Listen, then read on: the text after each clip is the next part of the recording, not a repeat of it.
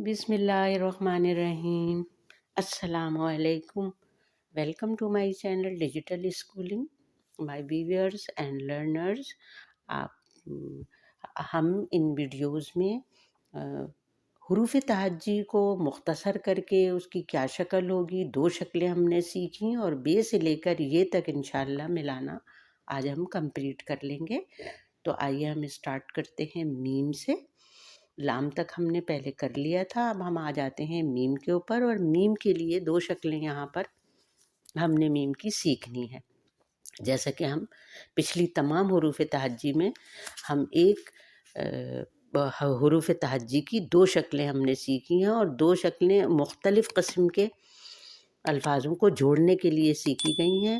تو اس میم کے ساتھ جب اوپر جانے والا لفظ جوڑا جائے گا تو پہلی شکل کو استعمال کیا جائے گا، مالٹا۔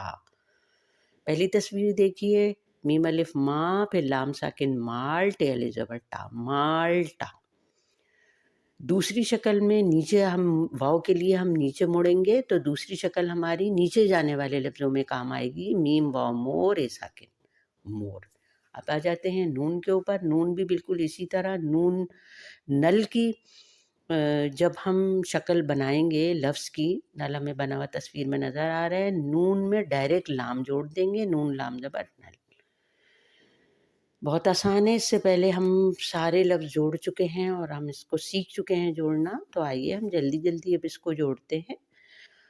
نون میں ہم رے جوڑیں گے تو نون کو ہم بہت زیادہ اوپر نہیں لے گئے ہیں چھوٹی شکل میں، بلکہ نون میں ڈائریکٹ ہم نے رے لگا دیا، اور کیونکہ سین کے اوپر اس نرس کا کے لفظ کا اختتام ہو رہا ہے تو سین ہم پورا لکھ دیں گے، تو نرس ہو گیا یہ، ٹھیک ہے۔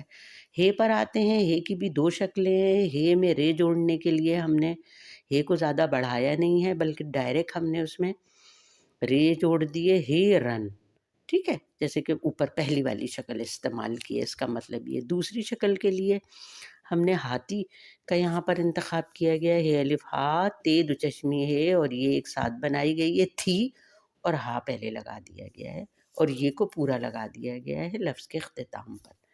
بڑی اے پر آتے ہیں۔ بڑی اے کے لیے بڑی اے، یہ چھوٹی اے ہو یا بڑی اے ہو، جب یہ جوڑی جاتی ہے تو جوڑنے کے لیے ان پر 2 نقطوں کا اضافہ کر کے یا کو بتایا جاتا ہے۔ تو یہ کے اندر الف لگانے کے لیے یا کو بالکل سیدھا سیدھا رکھا گیا ہے، یہ الف یا کاف ساکن، یوک۔ یہ یوک ہے، وائی اے کے یوک۔ یوک جو ہے وہ نیل گائے کو یوک کہتے ہیں، اور یوک بیسیکلی یوک ایک انگلش کا لفظ ہے، اور اردو میں اس کو نیل گائے کہتے ہیں، لیکن یہاں چونکہ ہے بتانا تھا اس لیے یوک کو ایز اٹ از یوک ہی لفظ یوز کیا گیا ہے۔ اس کے بعد یہاں پہ ایک انسٹرومنٹ ہے بجانے والا، یو، اس کو بجاتے ہیں۔ یہ ایک انسٹرومنٹ مینس آلہ، بجانے کا ایک آلہ ہے، اس کو کھینچتے ہوئے لے کے جاتے ہیں، پہیے ٹائپ کا یہ ہوتا ہے، یو۔ تو یہ واو اور یہ واو، دراصل ہمیں یہاں پر یہ کو نیچے لے جانے والے الفاظ سے جوڑنا ہے، اس لیے یو اس ساز کو استعمال کیا گیا ہے۔ اس کو یہ پہیے کے جیسا ہوتا ہے، اور آگے کی طرف اس کو بچے اس سے کھیلتے ہیں۔